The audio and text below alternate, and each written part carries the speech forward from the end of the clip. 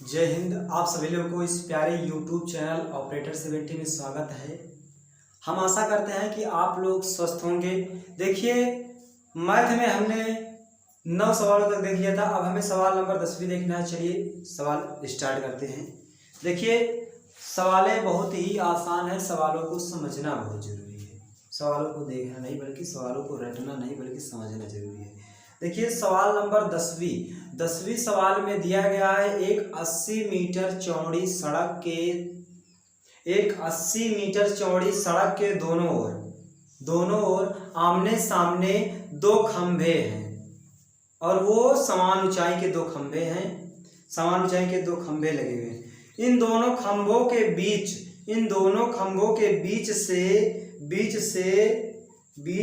सड़क के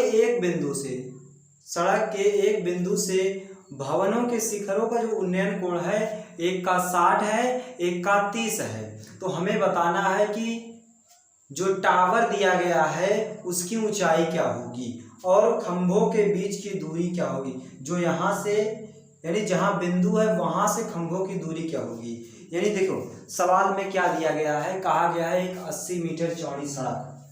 सवाल नंबर 10वीं है। इसमें कहा है एक 80 मीटर चौड़ी सड़क हम बना लेते हैं। एक 80 मीटर चौड़ी सड़क के दोनों ओर यानी यहाँ और यहाँ समान लंबाई के दो खंभे लगे हैं। समान लंबाई के दो खंभे लगा दिया गया। समान लंबाई के दो खंभे लगे थे, समान लंबाई के दो खंभे लगा दिया गया। समान लंबाई के दो खंभे थे, समान लंबाई के दो खंभे यहाँ पे लगा दिया गया। समान लंबाई के दो खंभे। और ये जो है सड़क जो है ये 80 मीटर चौड़ी है। 80 मीटर चौड़ी है। फिर आगे कह रहा था कि दो खंभे समान लंबाई के दो खंभे हैं और सड़क के एक बिंदु से, सड़क के मान लीजिए एक बिंदु ये है, एक बिंदु से दोनों भवनों के शिखरों का जो कोण है 30 है और 60 है। 60 है और कितना 30 है। देखो, बीच से क्यों नहीं करेंगे, बीच से क्यों नहीं खींचेंगे, यहाँ बीच पे क्यों बिंदु रह रहे हैं, क्योंकि एक 30 बन रहा है, एक 60 बन रहा है। जो दूर रहेगा वो कितना बनेगा 30 बनेगा और जो पास रहेगा वो कितना बनेगा 60 बनेगा। क्यों, जो ऐसे एकदम सीधा रहेगा वही तो बनेगा, वो ज्यादा बनेगा और जो ऐसे लग रहा है वो कम बनेगा। ठीक है ना। तो ये कितना हो जाएगा, ये 60 डिग्री हो जाएगा। ये हो गया। अब हम नाम देते हैं ABCDE। देखो, हमें निकालना है इसके और इसके बीच की दूरी, इसके और इसके बीच की दूरी और इन दोनों की लंबाई क्या है ये निकालना है। तो हम मान लेंगे क्या, लंबाई क्या मान लेंगे, माना टावर की लंबाई।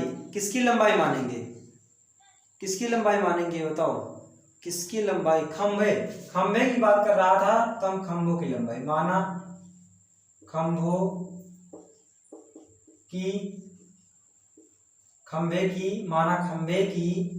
खंभे की लंबाई बराबर h मान लेते हैं, लंबाई h मान लेते हैं। और यहां से यहां तक की दूरी क्या मान लेते हैं, यहां से यहां तक की दूरी x मान लेते हैं। ये दूरी हमें नहीं पता और ये भी दूरी नहीं पता, तो इसको क्या करेंगे, देखो पूरा हमारा 80 है, 80 में इतना x घटा देंगे तो हमारा इतना बचेगा। यानी ये कितना हो जाएगा, ये कितना हो जाएगा 80 माइनस x हो जाएगा। ये पूरा 80 है, 80 में से x घटा देंगे तो ये हमारा इतना आ जाएगा, यानी 80 माइनस x। ये हो गया। इन दोनों को हम माने हैं h माने हैं तो h हो जाएगा। अब देखो, त्रिभुज, एक बार ये त्रिभुज लेंगे, एक बार ये त्रिभुज लेंगे, एक बार ABC लेंगे। क्या लेंगे, त्रिभुज ABC में देखो हमें कौन कौन सी भुजा दी गई है, x दी गई है और h दी गई है, x दी गई है और h दी गई है। तो सूत्र क्या लगाएंगे, जिसमें यानी ये आधार है और ये लंब है, जिसमें लंब और आधार दोनों आए तो एक सूत्र होता है tan थीटा बराबर लंब बटे आधार। लंब बटे आधार होता है tan थीटा। थीटा के स्थान पे यहाँ 60 डिग्री दिया गया है, 60। लंब का मान यहाँ h दिया गया है h और आधार का मान x दिया गया है तो x हो जाएगा। ये क्या आ जाएगा? अब देखो tan 60 का मान कितना होता है? √3 बराबर h अपान क्या हो जाएगा? x बटे 1 कर सकते हैं, तिरछा गुणा करेंगे x का √3 में √3x, 1 का h में h हो जाएगा। x बराबर क्या हो जाएगा? h, और ये गुणे में है √3, इधर आएगा तो भाग में कितना हो गया? h अपान √3। ये हो गया। अब ये वाला त्रिभुज तो हो गया, लेकिन अब कौन सा त्रिभुज? ये वाला त्रिभुज लेंगे, EDC त्रिभुज। क्या लेंगे? त्रिभुज EDC में त्रिभुज EDC जब लेके चलेंगे तो ये भुजा दी गई है और ये भुजा दी गई, यानी लंब दिया गया और आधार, तो tan थीटा फिर लगाएंगे। tan थीटा बराबर लंब बटे आधार होता है tan थीटा। थीटा आपकी 30 डिग्री कोण बन रहा है, 30 हो जाएगा। लंब हमारा h है तो h हो जाएगा, और आधार हमारा 80 - x है तो यहाँ 80 - x हो जाएगा। अब देखो tan 30 का जो मान होता है, tan 30 का मान कितना होता है? देखो 1/√3 होता है। अब देखो अगर आपको मान नहीं ज्ञात है तो आप पिछले वीडियो को जाके इसमें देखिए, अध्याय 8 में। अगर नहीं पढ़ा है तो अध्याय 8 से आके पढ़िए। 1/√3 हो जाएगा, ये h है तो h। आते हैं अपने सवाल पे, x - 80 - x हो जाएगा। अब तिरछा गुणा करेंगे, 80 - x का 1 में करेंगे तो ये क्या हो जाएगा? 80 - x बराबर √3 का h में करेंगे तो ये √3 और h हो जाएगा। ये है 80 और माइनस x का जो मान है, x का मान आया है h अपान √3, तो यहाँ क्या करेंगे? h अपान √3 रख देंगे बराबर √3h है, √3h हो जाएगा। अब देखो ये 80 है, 80 रहने दो, h वाला एक तरफ कर लो, ये √3h है, √3, और ये -h अपान √3 है, उस तरफ जाएगा, प्लस में क्या हो जाएगा? h बटे √3 हो जाएगा। अब देखो इसके बटे 1 कर सकते हैं ना, तो ये 80 है तो इसको 80 लिख लो, 1 और √3 का एलसीएम लेंगे, √3 आ जाएगा। ये √3 का √3 में 3 और h है तो h, प्लस h का 1 में गुणा करेंगे h हो जाएगा, ये इतना हो जाएगा। अब देखो 80 है तो 80 लिख लेंगे बराबर ये 3h और h मिलके हो जाएगा 4h हो जाएगा, 4h हो जाएगा, और बटे में दिया गया है √3 तो ये √3 हो जाएगा।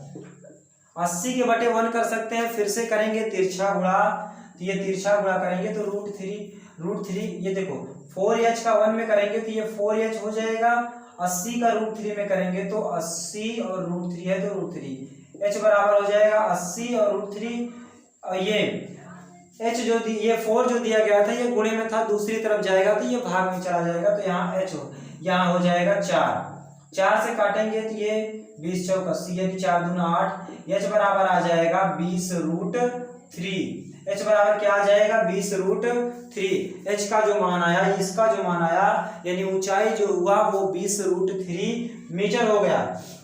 हमें निकालना क्या है? खंभों के बीच की दूरी निकालना है, तो x का मान h का मान समीकरण किसमें रखेंगे? समीकरण एक में x का मान किसमें रखेंगे? x का मान समीकरण 1 में रखने पर समीकरण जब 1 में रखेंगे तो x बराबर है h का मान दिया गया है 20√3 और बटे में √3 है तो √3 कैंसिल, x बराबर आया 20 x बराबर आया 20 मीटर। ये हमारा हो जाएगा यहाँ से यहाँ तक की दूरी, यानी यहाँ से यहाँ तक की दूरी।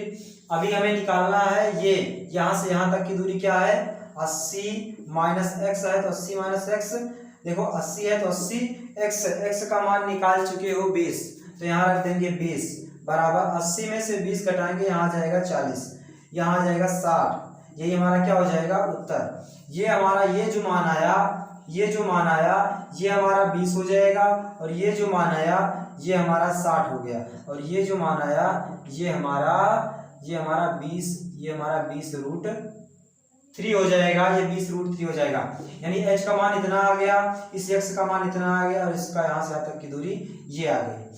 सारी दूरियां ज्ञात होगी। देखो इसको लिखने की जरूरत नहीं है, बस इतना करना है, बहुत है, ये इतना करना है, बस इतना करना है। बस इसमें जो दिया गया पहले उसको वैसे लिख लो, फिर जैसे त्रिभुज बने, एक त्रिभुज ले लो, एक त्रिभुज इस तरफ था, एक त्रिभुज इस तरफ, दोनों को ले लो, हल कर लो, बस हो गया। सिंपल सा है।